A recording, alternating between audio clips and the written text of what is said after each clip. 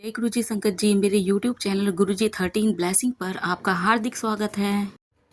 जय गुरु जी। शुक्राना गुरु जी। आप सभी साथ संगत जी को जय गुरु जी। गुरु जी आप सभी पर मेहर बनाए रखें, सर्वदा भला सर्वदा भला। संगत जी मैं आशा करती हूँ कि आप सभी स्वस्थ और मस्त होंगे। संगत जी जैसे कि मैं आपके साथ में डेली गुरु जी की पावन पुस्तक दिव्य आभा के सत्संग शेयर कर रही हूँ, उसी कड़ी को आगे बढ़ाते हुए आज का जो सत्संग है वह बहुत ही प्यारा सत्संग है। आप सत्संग को अंत तक जरूर सुनिएगा, क्योंकि सत्संग के माध्यम से हमें अपने प्रश्नों के जवाब स्वतः ही प्राप्त हो जाते हैं। ऐसा गुरुजी भी कहा करते थे। क्योंकि सत्संग, जब भी हम किसी संगत का सत्संग सुनते हैं तो उसकी आप बीती हमें ऐसी लगती है जैसे ये हमारे ऊपर ही बीती हुई है और ये हमारे विषय में ही बातें चल रही हैं। तो हमें हमारे जो मन में या हमारे जो कह सकते हैं कि मन के उथापोह है, जो उलझन है और जिस विचारों में हम उलझे रहते हैं, उन्हीं विचारों का, उसी उलझन का हमें जवाब मिल जाता है। आज का जो सत्संग है वो ब्रिगेडियर सेवानिवृत्त JS अलग्य अंकल जी का है, जो कि नोएडा के एक निवासी हैं। उनका जीवन किस तरीके से गुरुजी ने परिवर्तित किया, उसी का उन्होंने आभार प्रकट किया है। और अंकल जी बोलते हैं कि लिखते हैं कि उनकी छत्र छाया में, गुरु जी की छत्र छाया में आकर उन्होंने वह सब प्राप्त किया जिसकी वो कभी कल्पना भी नहीं कर सकते या कभी सोचा भी नहीं होगा कि किस तरीके से वो जीवन में वह सब उपलब्धियां भी प्राप्त कर लेंगे। यहाँ तक कि अंकल जी ये लिखते हैं कि उन्होंने हम पर कृपा की, जो अपनी दया का पात्र हमें चुना, और उनसे जुड़ने के बाद हमने जीवन में कभी भी पीछे मुड़कर नहीं देखा। सत्संग बहुत ही प्यारा है और सत्संग के लिए अंत तक बने रहिएगा। इस रूहानी सफर पर आगे बढ़ने से पहले संगत जी हम गुरु जी का मंत्र जाप कर लेते हैं, जैसे हम डेली करते हैं। ओम नमः शिवाय, शिव जी सदा सहाय। ओम नमः शिवाय, गुरु जी सदा सहाय। ओम नमः शिवाय, शिव जी सदा सहाय। ओम नमः शिवाय, गुरु जी सदा सहाय। जय गुरु जी। शुक्राना गुरु जी। लख लख शुक्राना गुरु जी। अनंतम अनंतम अनंतम शुक्राना महाराज। अंकल जी लिखते हैं उनकी छत्र छाया में। हम गुरुजी की शरण में अगस्त 1998 में पहुंचे। यद्यपि मैं 1975 से 1984 तक जालंधर में सेवारत रहा था और हम उनके मंदिर के निकट ही रहते थे, किंतु गुरुजी ने हमें 1998 में अपनी दया का पात्र चुना। उस वर्ष से अब तक कभी पीछे मुड़कर हमने नहीं देखा। अंकल जी कहते हैं कि अगस्त 1998 में ये गुरुजी की शरण में पहुंचे। उससे पहले 1975 से लेकर 1984 तक ये जालंधर में ही कार्य करते थे, सेवा कर रहे थे। ब्रिगेडियर साहब कहे जाते हैं और सेवा कर रहे थे, तैनात थे वहां पर। कहते कि जो गुरुजी का मंदिर था, जहां पर गुरुजी की संगत लगा करती थी जालंधर में, वो इनके घर के पास ही था। लेकिन इतना साल तक का जो समय उन्होंने व्यतीत किया तो तक वो गुरुजी से नहीं जुड़े थे। और अंततः एक दिन 1998 अगस्त का महीना और सन था 1998 में ये पहली बार गुरुजी के दया के पात्र बने, मतलब गुरुजी से जुड़ गए थे। और गुरुजी से जुड़ने के बाद उन्होंने कभी भी पीछे मुड़कर नहीं देखा, क्योंकि गुरुजी कभी पीछे मुड़कर देखने ही नहीं देते संगत जी। जय गुरु जी। शुक्राना गुरु जी। 1998 में हम दुबई में रह रहे अपने एकमात्र पुत्र का विवाह कर रहे थे। गुरुजी ने मुझे उसका और वधू के चित्र लाने को कहा और उन दोनों को अपना आशीर्वाद दिया। अंकल जी कहते हैं 1998 में इनका एक बेटा है जो कि दुबई में रहता था उस समय। तो अंकल जी को, जैसे कि सभी माता पिता को अपने बच्चों की शादी की चिंता रहती है, अंकल जी को भी अपने बेटे की शादी की चिंता थी। तो अंकल जी ने गुरुजी से परामर्श किया, तो गुरुजी ने वधू का और उनके पुत्र का एक फोटो मंगाया और फोटो देखकर मैच किया, बताया उनके विषय में और अपना आशीर्वाद दे दिया कि शादी कर दी जाए। मेरे पुत्र का विवाह मार्च 1999 में संपन्न हो गया। ऐसा लगा कि गुरुजी का रक्षा आवरण सब आयोजनों पर बना हुआ था। मैंने उससे पूर्व ही नोएडा में अपना मकान बनवाया था और धन की कमी भी थी, पर गुरुजी की कृपा से सब आयोजन बहुत अच्छी प्रकार से संपन्न हो गया। स्वागत समारोह दिल्ली के ताज होटल में हुआ था। उस अवसर पर चित्र लेने वाले सज्जन ने प्रभावित होकर कहा कि वह दिल्ली में 500 से अधिक विवाह आयोजनों में कार्य कर चुके हैं और प्रत्येक पंजाबी विवाह में शराब के बाद झगड़े अवश्य होते हैं, पर यहाँ पर तो ऐसा कुछ भी नहीं है। अंकल जी कहते हैं कि जो फोटोग्राफर थे, इनके बेटे के विवाह का जो कार्यक्रम था बहुत अच्छा हुआ। हालांकि कहते हैं अंकल जी कि उस समय उन्होंने नोएडा में अपना घर बनवाया था और पैसे की थोड़ी कमी भी चल रही थी, लेकिन फिर भी बहुत अच्छी तरीके से सब कुछ निपट गया। अंकल जी कहते हैं जो फोटोग्राफर आया था विवाह पर, उसने जो फोटोग्राफ्स क्लिक कर रहा था, तो उसने कहा कि आज तक मैं 500 से अधिक ऐसी शादियों में गया हूँ, पंजाबी परिवार की शादियों में गया हूँ, जहां पर ड्रिंक करने के बाद हमेशा झगड़े होते हैं, पर यहाँ तो ऐसा कुछ भी वातावरण नहीं था। वो इतना प्रभावित हो गया था वहां का माहौल देखकर। अंकल जी आगे कहते हैं, वसंत कॉन्टिनेंटल होटल में एक अन्य समारोह के बाद हमारे अतिथियों को नोएडा ला रही बस खराब हो गई। महिलाओं ने भारी गहने पहने हुए थे और आधी रात बीत चुकी थी, पर सब सुरक्षित घर पहुंच गए। केवल सर्व विद्यमान गुरुजी ही उन्हें घर तक पहुंचा सकते थे। ये अंकल जी कहते हैं कि जो अगला कार्यक्रम होना था विवाह का, तो वो कहते हैं कि जो समारोह होना था वो एक वसंत कॉन्टिनेंटल होटल में आयोजित किया गया, और उस समय जो नोएडा से जहाँ का पर अंकल जी का घर था, वहां से नोएडा से इनके जो अतिथि लोग आए हुए थे, गेस्ट लोग थे, उनको बस में ले जाया जा रहा था और रास्ते में ही बस खराब हो गई। जो बीच का डिस्टेंस था नोएडा से वसंत कॉन्टिनेंटल होटल का, उस रास्ते के जाते ही बस थोड़ी सी कह सकते हैं खराबी आ गई बस में। और अंकल जी कहते हैं रात हो चुकी थी, आधी रात हो चुकी थी। सभी लेडीज ने भारी भारी गहने पहन रखे थे, हैवी ज्वेलरी पहन रखी थी, कुछ भी हो सकता था, लेकिन गुरुजी का जिसके सर पर हाथ है उसका कभी कुछ नहीं हो सकता। केवल सर्व विद्वान गुरुजी ही उन्हें घर तक पहुंचा सकते थे, और गुरुजी पर विश्वास था तभी सुरक्षित अपने घर पहुंच गए, वरना संगत जी कुछ भी हो सकता था। कोई भी चोरी चकारी लूटपाट कुछ भी हो सकती थी, पर ऐसा नहीं हुआ क्योंकि गुरुजी का वहां पर हस्तक्षेप था। पूर्ण परिवार को अमेरिका के 10 वर्षीय वीजा।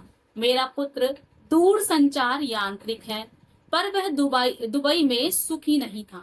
यदा कदा मैं गुरुजी से इसका उल्लेख करता रहता था, तो वह चिंता करने को मना करते थे। मेरा पुत्र और उसकी पत्नी जनवरी 2000 में भारत आ रहे थे। 10 जनवरी को गुरुजी की संगत में जाते हुए मैं परिवार के चारों सदस्यों के 4 भरे हुए वीजा पत्र जेब में रखकर ले गया। मैंने गुरुजी को कहा कि मेरा पुत्र और उसकी पत्नी अर्धरात्रि को दुबई से आ रहे हैं और अगले दिन प्रातः हम सब साक्षात्कार के लिए अमरीकी दूतावास जा रहे हैं।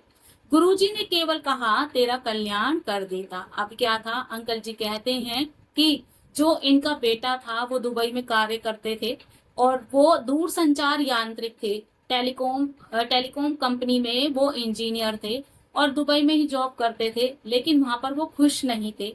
तो गुरुजी से इसका वर्णन जो है अंकल जी हमेशा किया करते थे, कभी कभार हमेशा किया करते थे जब भी मिला करते थे, कि उनका बेटा वहां पर खुश नहीं है कार्य करते हुए।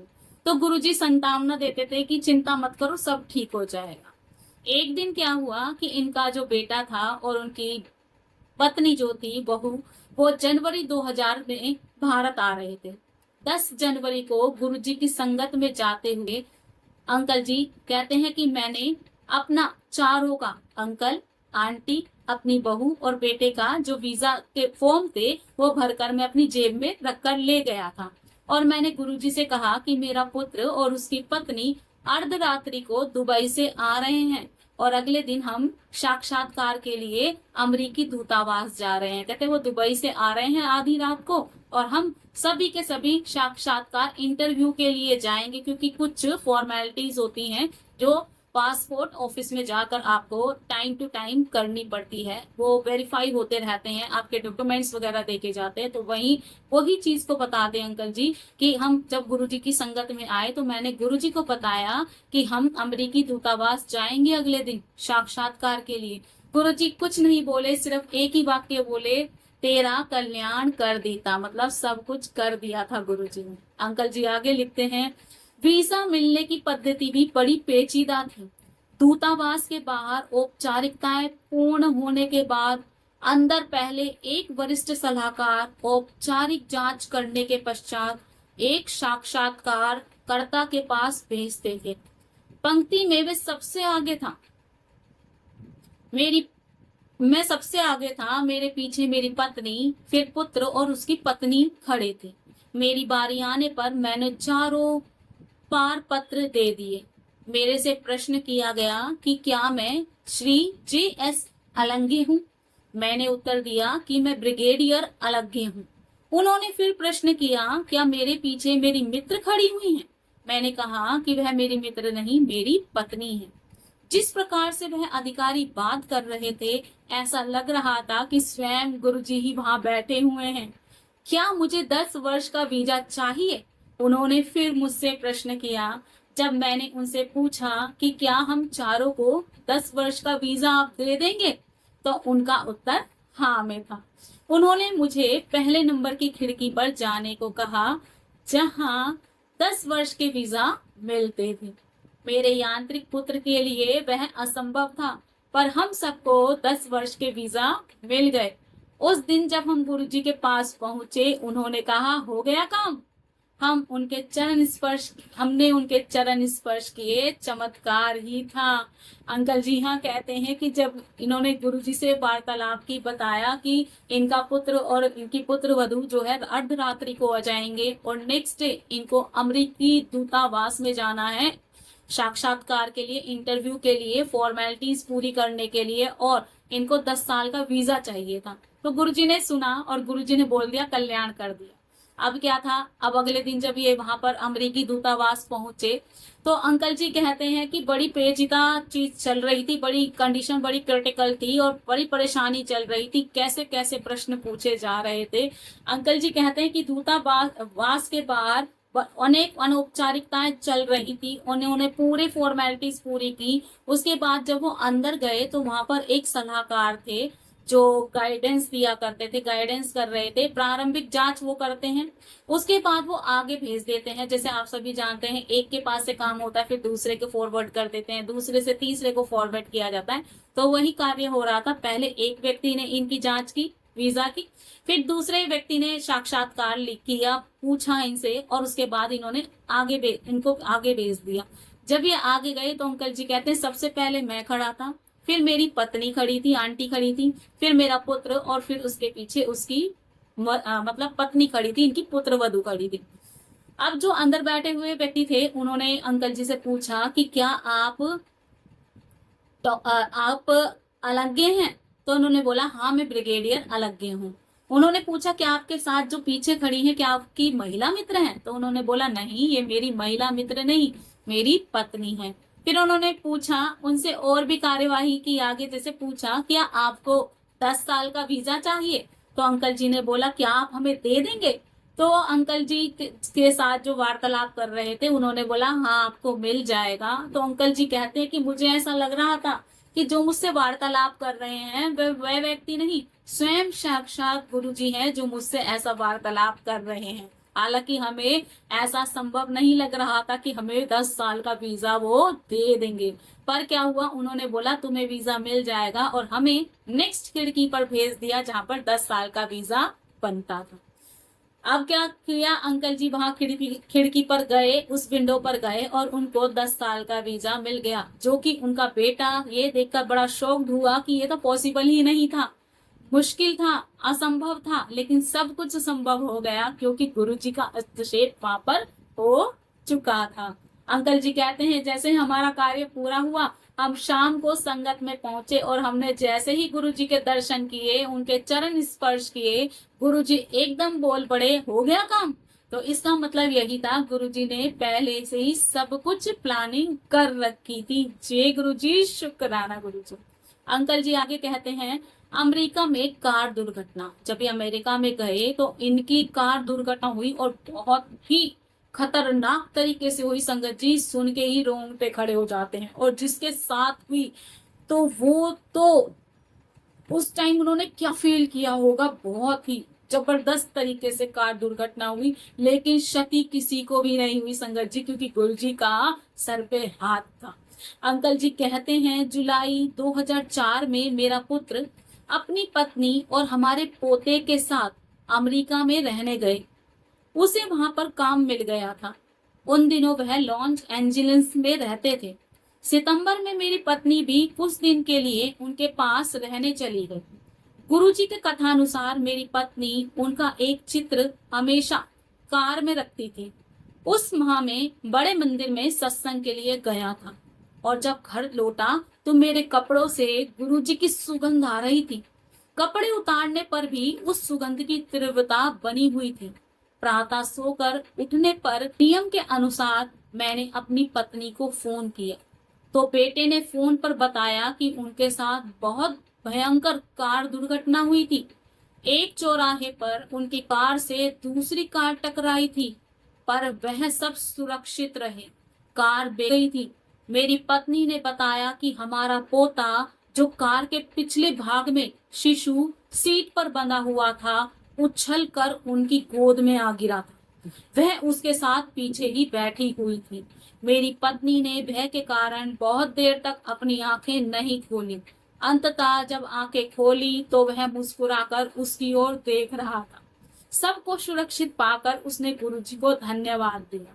अगली बार एम्पायर स्टेट में गुरुजी के दर्शन के लिए पहुंचने पर मैंने गुरुजी को पूरी घटना बताई तो उन्होंने मुस्कुराकर मुझे बैठने को कहा, जैसे उनको इसका पूर्वाभास पहले से हुआ। संगत जी यहाँ देखिए कितनी बुरी दुर्घटना हुई थी। कोई इमेजिन भी नहीं कर सकता कि किस तरीके से किसी के भी प्राण जा सकते थे। कहते हैं जुलाई 2004 की बात है। इनका पुत्र और पुत्र वधू और साथ में पोता हो गया था। वो वहीं पर अमेरिका में रहते थे, शिफ्ट हो गए थे। और जैसे कि आप सभी जानते, पहले दुबई में काम करते थे और अमेरिका दूतावास में नौकरी के लिए वहां पर वीजा के लिए अप्लाई करने गए थे जब, तो वहां पर 10 साल का वीजा मिल गया था अमेरिका के लिए। तो नेचुरल सी बात है कि वहां पर उनको जॉब मिल गई थी, वहीं से हट के वहां पर वो अमेरिका चले गए थे। अब कहते हैं कि बेटा और बहू वहां पर शिफ्ट हो गए थे और उनका पोता भी था। तो एक दिन क्या हुआ, अंकल जी की जो वाइफ थी, अंकल बेटे के पास, जेन्युइन सी बात है कि सभी माता पिता जाते रहते हैं और बच्चे भी बुलाते रहते हैं। तो आंटी जी जो थी अपने बेटे के पास गई हुई थी। अंकल जी बताते हैं कि एक दिन क्या हुआ कि वो कार से कहीं जा रहे थे और उनकी कार को किसी अन्य कार ने बहुत जोर से हिट किया और इतना भयंकर दुर्घटना हो गई कि जो इन आगे की सीट पर इनका बेटा और बहू बैठे थे और पीछे की सीट पर इनकी मतलब अंकल जी की वाइफ और उनका पोता, जो कि बच्चों की अलग से सीट होती है, उस पर बिठाया हुआ था आराम से, ताकि वो कंफर्टेबल रहे, बच्चा भी इजी आराम से बैठ जाए। तो वो उस पर बिठाया हुआ था बेबी सीटर पर और आराम से वो बैठा था सीट पर। अचानक क्या हुआ, कार की टक्कर इतनी जोर से हुई कि बच्चा उछलकर आंटी की गोद में आ गया और आंटी एकदम डर गई और उन्होंने डर की वजह से आंखें खोल ली कुछ सेकंड तक। और आपको पता ही है कि जब हम जिसे मानते हैं गुरुजी को, तो उन्होंने याद किया होगा उस समय। तो आंटी जी के मुंह से एकदम गुरुजी निकला और गुरुजी का हमेशा चित्र वो अपने पास ही रखती थी और उस समय उन्होंने वो चित्र जो था, गुरुजी का स्वरूप जो था, वो गाड़ी में रखा हुआ था। जैसे कार हिट हुई है, बच्चा उनकी गोद में आया और आंटी जी इतनी डर गई थी कि उन्होंने अपनी आंखें बंद कर ली। अब कहते हैं कि अंकल जी कि जब मैं उस दिन ना मैं गुरुजी की संगत में गया हुआ था और जब मैं वापस आया तो मेरे कपड़ों से बहुत ज्यादा फ्रेग्रेंस आ रही थी गुरुजी की। कहते हैं मैंने कपड़े भी उतारे और उसके बाद इतनी फ्रेग्रेंस हो गई पूरे घर में और मुझे बड़ा अच्छा लग रहा था, लेकिन उनको पता नहीं था कि गुरुजी उन पर कृपा कर रहे हैं। कहते जैसे अब मैं सो गया, जब ये सुबह उठे तो डेली रूटीन में ऐसी करते होंगे, अपनी वाइफ को कॉल करते होंगे क्योंकि अमेरिका में थी और अंकल जी नोएडा में थे। अंकल जी ने जैसे उनको कॉल किया नेक्स्ट डे, तो इनके बेटे ने बात की और बताया कि किस तरीके से दुर्घटना हुई थी और किस तरीके से उनके प्राणों की रक्षा हुई थी और गुरुजी ने उनके प्राणों की रक्षा की थी। तो कहते हैं कि जब मेरी पत्नी की गोद में वो पोता एकदम हिट हुई ना, तो एकदम बच्चा उछल के उनकी गोद में आया, तो उनकी जो वाइफ थी वो डर गई थी, उन्होंने आंखें बंद कर ली थी, लेकिन जब उन्होंने आंखें खोली तो उनका जो पोता था वो अपनी दादी को देखकर मुस्कुरा रहा था ताकि उनकी टेंशन खत्म हो जाए। कहते हैं कि जब मैं एम्पायर स्टेट पहुंचा तो मैं वहां पर गुरुजी को बता ही रहा था घटना, तो गुरुजी ने मुझसे इशारा देकर सिर्फ बैठने को कहा क्योंकि उनको पहले से ही पता था और वो मुस्कुरा रहे थे। जय गुरु जी। दुर्घटना से बचाव। मई 2006 में एक मित्र के यहाँ भोजन करने के बाद घर वापस आते हुए जब मैं सड़क के दूसरी ओर घूमने के लिए मुड़ा, यानी कि यू टर्न ले रहा था, तभी तेजी से आ रही एक गाड़ी से टक्कर होते होते बची। वह कार 150 किलोमीटर की गति से आ रही होगी। मैंने तुरंत ब्रेक लगाई और अंतिम क्षण पर वह कार झटके से मुड़ती हुई आगे निकल गई, जैसे कोई रक्षा कर रहा हो। यदि मैंने पूरा मोड़ ले लिया होता तो वह हमारे पीछे या किस किनारे से आकर हमें मारती। मैंने गुरुजी का धन्यवाद किया। गुरुजी के चमत्कार तो होते ही रहते हैं, उनकी छत्र छाया सदा हमारे परिवार पर बनी हुई है। जय गुरुजी, शुक्राना गुरुजी। यहाँ पर अंकल जी ने एक बार फिर उनके प्राणों की रक्षा की थी मई 2006 में। कहते कि खाना खाने के बाद वो अपने दोस्त के साथ घूमने के लिए निकले, घर के पास ही गए थे वो गाड़ी में। कहते जैसे ही हमने गाड़ी से यू टर्न लिया, सड़क का यू टर्न लेकर आए, तो एक अन्य कार आ गई उनके पीछे। वो 150 किलोमीटर की रफ्तार से चला रही थी। अंकल जी कहते हैं मेरी समझ में नहीं आया, पता नहीं कैसे मैंने तुरंत ब्रेक लगाई। अगर मैं ब्रेक नहीं लगाता तो वो गाड़ी या तो इनकी गाड़ी को आगे से हिट करती या पीछे से टक्कर मारती या साइड से मारती, जिससे कि कुछ भी हानि हो सकती थी। लेकिन अंकल जी ने जैसे ब्रेक लगाई तो वो गाड़ी आगे की तरफ निकल गई और ये इनकी गाड़ी को कोई क्षति नहीं हुई, यहाँ तक कि अंकल जी और उनके दोस्त को भी कोई हानि नहीं हुई, क्योंकि गुरुजी का, अंकल जी कहते हैं मैंने तुरंत ही गुरुजी का धन्यवाद किया और हमेशा गुरुजी के ऐसे चमत्कार होते रहते हैं। उनकी छत्र छाया सदा हमारे परिवार पर बनी हुई है। कितना प्यारा सत्संग था संगत जी। और गुरुजी ने एक नहीं दो नहीं कितनी बार इनके प्राणों की रक्षा की। और गुरुजी जिसका हाथ थाम लेते हैं ना संगत जी, उसे कभी छोड़ते नहीं है। तो ये सत्संग से ना हमें ये शिक्षा मिलती है कि हमेशा अपने गुरु पर, जिस पर आपको विश्वास है, उस पर विश्वास बनाए रखिए। समय बड़ा बलवान है, क्योंकि वो भी परीक्षा लेते हैं। अगर आप गुरु को चुनने में परीक्षा दे रहे हैं तो वो भी आपको चुनने के लिए, अपना शिष्य बनाने के लिए परीक्षा लेंगे। और परीक्षाएं हमेशा समय समय पर चलती रहती हैं। कहते हैं ना गुरुजी, मैं तेरी परीक्षा भी लूंगा और तुझे फेल भी नहीं होने दूंगा। तो वही है, गुरुजी हमेशा हमारे साथ हैं, बस विश्वास बनाए रखिए। आपने उनका हाथ थामा है तो उन्होंने भी तो आपका हाथ थामा है। हम अपना हाथ छुड़ा सकते हैं, लेकिन गुरु जब थामता है ना संगत जी, तो वो कभी नहीं छोड़ता। और अंकल जी का यहाँ पर जीता जागता उदाहरण है कि किस तरीके से अंकल जी के बेटे को 10 साल का वीजा मिल गया, क्योंकि दुबई में वो परेशान रहता था नौकरी से। तो जब वो गुरु जी से उसका वर्णन करते थे तो अमरीकी दूतावास गए, वहां का वीजा बनवाया 10 साल का और वहीं जॉब करने लग गए। तो किसी तरीके से गुरुजी ने पहले ही प्लानिंग कर रखी होती है हम सबकी, हम नहीं जानते कब वो करेंगे, क्या नहीं करेंगे वो नहीं जानते, क्योंकि हमारी बुद्धि बहुत सीमित है। वो सब कुछ देखते हैं बहुत आगे तक का, हमारा भूत वर्तमान भविष्य सब उनके हाथों में है। अब वो भूत में तो हम क्या करके आए हैं हमें नहीं पता, लेकिन भविष्य और वर्तमान सब उनके हाथ में छोड़ दीजिए, वो खुद करेंगे जो करेंगे। और आज मैं अपनी वाणी को यहीं विराम दूंगी। जय गुरु जी, शुक्राना गुरु जी, जय जय गुरु जी।